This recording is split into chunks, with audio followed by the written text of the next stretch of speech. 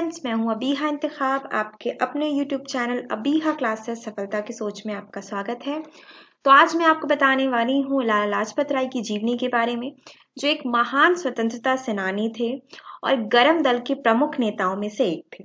देखिए, अगर हम लाला जी की बात करते हैं और हमारे दिमाग में गरम दल का नाम आता है, तो उसमें 3 नाम सबसे महत्वपूर्ण है। एक है लाल, बाल और पाल। लाल से अर्थ है लाला लाजपत राय, बाल से अर्थ है बाल गंगाधर तिलक और पाल का मतलब है विपिन चंद्र पाल।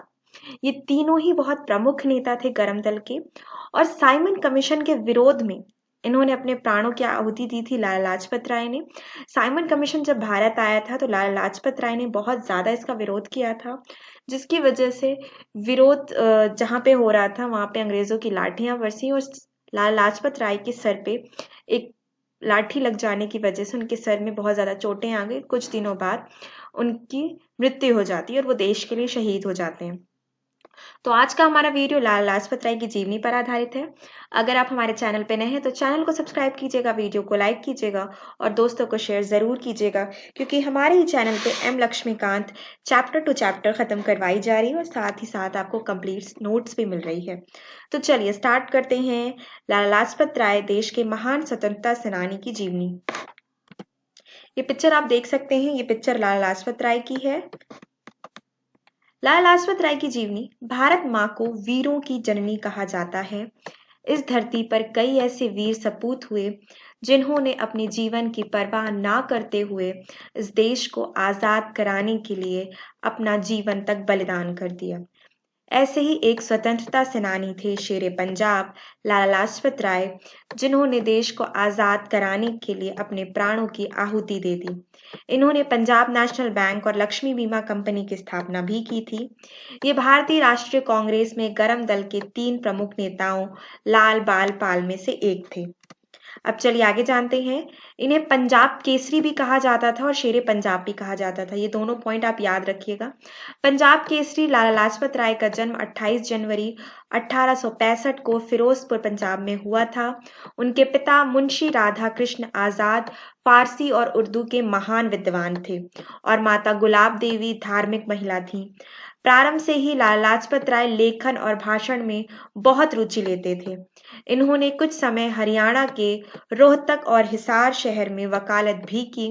लाला लाजपत राय को शेरे पंजाब का सम्मानित संबोधन देकर लोग उन्हें गरम दल का नेता मानते थे। लाला लाजपत राय स्वावलंबन से स्वराज्य लाना चाहते थे। इसका अर्थ है कि हम आजाद भारत में रहें, और स्वावलंबन से मतलब यहाँ पे उनका ये था कि हम इज्जत से, हमारा ये पूरा हक है कि हम एक ऐसे भारत में रहें जो आजाद हो और जहां पे हमारा शासन हो। अब आगे बात करते हैं कि ये अमेरिका में भी रहे, पर वहां से भी इन्होंने बिल्कुल भी कोई कमी नहीं रखी आजादी के आंदोलन के लिए। लाला लाजपत राय अक्टूबर 1917 में अमेरिका पहुंच गए। यहाँ के न्यूयॉर्क शहर में उन्होंने Indian home rule league of America नाम से एक संगठन की स्थापना की। इस संगठन के माध्यम से उन्होंने वहां से स्वाधीनता की चिंगारी को लगातार हवा देते रहे। लाला जी 3 साल बाद जब 20 फरवरी 1920 को भारत लौटे, तो उस समय तक वे देशवासियों के लिए एक महान नायक बन चुके थे। उन्हें कलकत्ता में कांग्रेस के खास सत्र की अध्यक्षता करने के लिए आमंत्रित किया गया। जलियांवाला बाग हत्याकांड के खिलाफ उन्होंने पंजाब में ब्रिटिश शासन के खिलाफ उग्र आंदोलन किया।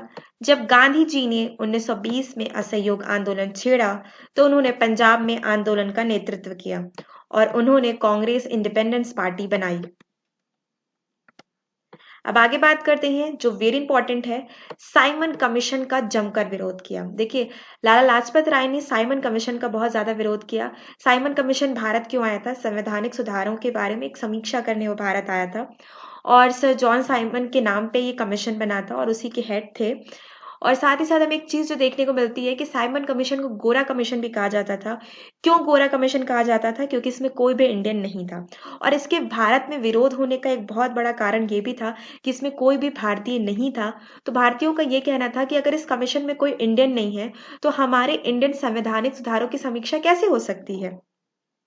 साइमन कमीशन 3 फरवरी 1928 को जब भारत पहुंचा, तो उसके शुरुआती विरोधियों में लाला जी भी शामिल हो गए और इस कमीशन का विरोध करने लगे। ये साइमन कमीशन भारत में संवैधानिक सुधारों की समीक्षा एवं रपट तैयार करने के लिए बनाया गया 7 सदस्यों की कमेटी थी। ये सभी भारत में संवैधानिक ढांचे को अंग्रेजी मंशा के आधार पर तैयार करने के लिए भारत आए थे, जिसका पूरे देश में जबरदस्त विरोध देखने को मिला। साइमन कमीशन के भारत में आने के साथ ही इसके विरोध की आग पूरे देश में फैल गई। चौरी चौरा कांड के बाद गांधी जी द्वारा असहयोग आंदोलन वापस लिए जाने से आजादी की लड़ाई में जो ठहराव आ गया था वह अब टूट चुका था। लोग फिर से सड़कों पर निकलकर आने लगे और देखते ही देखते पूरा देश साइमन गो बैक, साइमन वापस जाओ के नारों से गूंज उठा। अंग्रेजों की लाठी खाकर भी नहीं हटे पीछे और हुए शहीद। साइमन कमीशन के विरोध में क्रांतिकारियों ने 30 अक्टूबर 1928 को लाहौर में एक विरोध प्रदर्शन का आयोजन कर रखा था, जिसका नेतृत्व लाला जी कर रहे थे। इस प्रदर्शन में उमड़ी जन सैलाब को देखकर अंग्रेज बुरी तरह बौखला गए थे। इस प्रदर्शन से डरे अंग्रेजों ने लाला जी और उनके दल पर लाठीचार्ज कर दिया। इसमें शामिल युवाओं को बेरहमी से पीटा गया। लाला लाजपत राय अंग्रेजों की इस लाठी से डरे नहीं और जमकर उनका सामना किया। इस लाठीचार्ज में लाला जी बुरी तरह घायल हो गए, जिसके बाद उनका स्वास्थ्य बिगड़ने लगा और आखिरकार 17 नवंबर 1928 को इस वीर ने हमेशा के लिए आंखें मूंद ली। लाला जी गरम दल के नेता थे। उन्हें चंद्रशेखर आजाद, भगत सिंह, राजगुरु, सुखदेव, वीर क्रांतिकारी अपना आदर्श मानते थे। जब लोगों को पता चला कि अंग्रेजों ने बेरहमी से पीट कर लाला जी को मार डाला, तो गरम दल के नेता उत्तेजित हो उठे और लाला जी की मौत का बदला लेने के लिए 17 दिसंबर 1928 को ब्रिटिश पुलिस अफसर सैंडर्स को गोली मार दी गई। बाद में सैंडर्स की हत्या के मामले में राजगुरु, सुखदेव और भगत सिंह को फांसी की सजा सुनाई गई। अब जो मैं आगे जिस जीवनी की बात करूंगी, यानी कल मैं जिस जीवनी को आपको पढ़ाऊंगी, उस जीवनी का नाम होगा भगत सिंह। ये वेरी इंपॉर्टेंट जीवनी है, इस पे भी हम डिटेल में बात करेंगे। तो आज का वीडियो बस इतना ही। चैनल सब्सक्राइब कीजिएगा, वीडियो लाइक कीजिएगा। थैंक यू दोस्तों।